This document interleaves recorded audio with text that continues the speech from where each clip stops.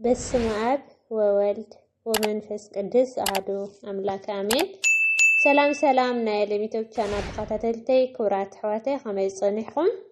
ኣነ ሰላም እየ እግዚአብሔር ይመስገን። ሰላምታኩም ብዙሕ ተረፍ ይበለለይ።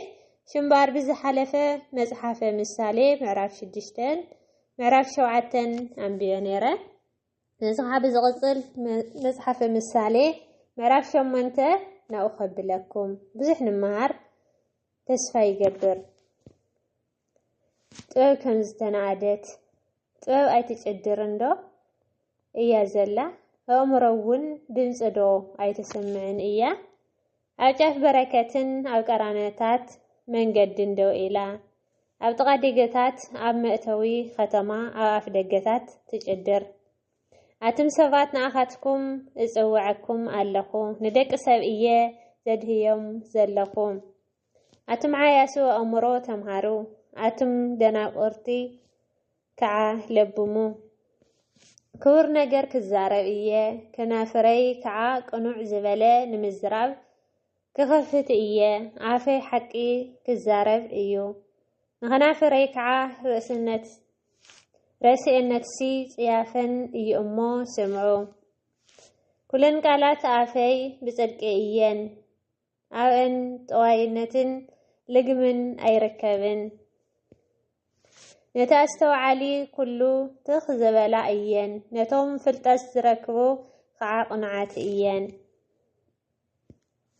ጥበብ ካብ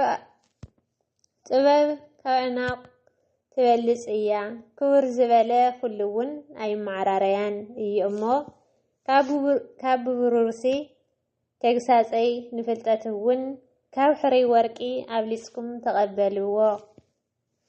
ኣነ ጥበብ ኣብ ልቦና እነብር ሓሳብ ፍልጠት ድማ እረክብ። ንእግዚአብሔር ምፍራሕ ንኽፍኣት ምጽላእ እዩ።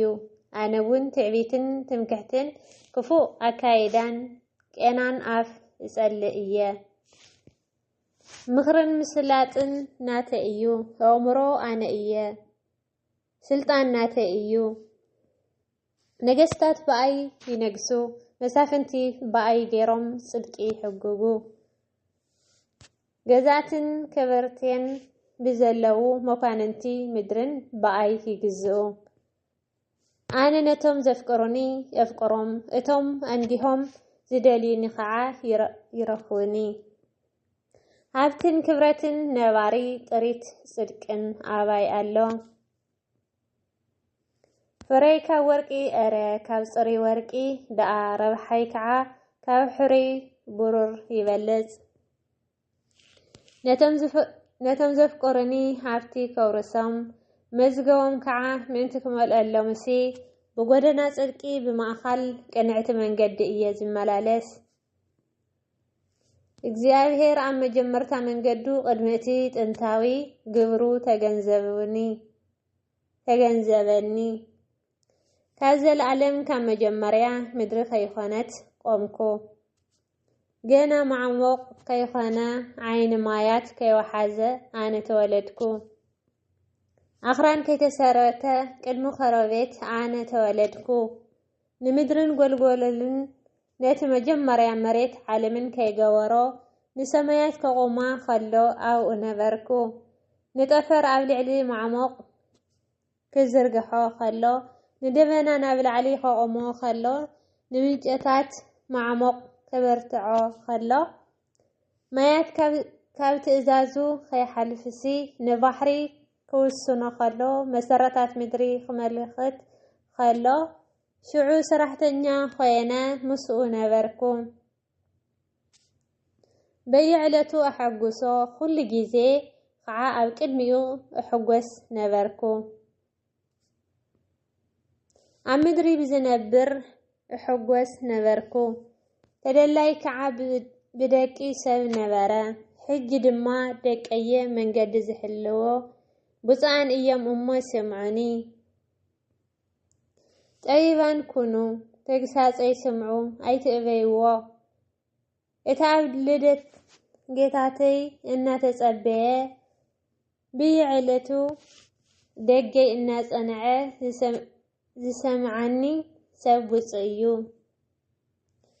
እቲ ዝረኽበንስ ህይወት ይረክብ እየ እሞ ካብ እግዚአብሔር ጸጋ ይቕበል። እቲ ኣብ ልዕለይ ዝእብስ ግና ንነፍሱ ይጎድእ። እቶም ዝጸልኡኒ ኩሎምሲ ሞት ይፈትዉ። ብተወሳኺ መጽሓፈ ምሳሌ ምዕራፍ 9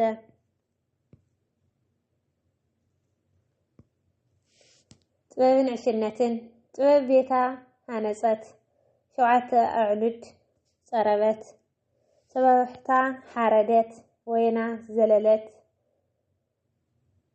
ማዳውን ኣሰናደወት ኣግራዳ ለኣኸት ኣብታ ኣዝዩ ዝበረከ ስፍራ ከተማ ኮይና ትጽውዕ ኣላ። ዘይለበመ እንተሎ ናብዚ ይምጻእ ነቶም ኣእምሮ ዘይብሎም እውን ከምዚ ትብሎም ኣላ። ንዑ እንጀራ ይብልዑ ዝዘለልክዎ ወይነይ ስተዩ ብህይወት ክትነብሩስ ዕሽነት ሕደጉ ብመንገዲ ምስትውዓል ከዓ ተመላለሱ። ንመላገጺ ዝምዕድ ንርእሱ ጸርፊ ይቕበል ንረሲ ዝገስጽ ከዓ ነውሪ ይመጾ። ምእንቲ ከይጸልአካስ ንመላገጺ ኣይትገስጾ። ንጥበብ ንጠቢብ ገስጾሞ ከፍቅረካ እዩ። ንጠቢብ ትምህርቲ ሃቦ እሞ ወሲኹ ከጥብብ ንጻድቕ መሃሮ እሞ ፍልጠት ክውስኽ እዩ። መጀመርታ ጥበብ ንእግዚአብሔር ምፍራሕ እዩ።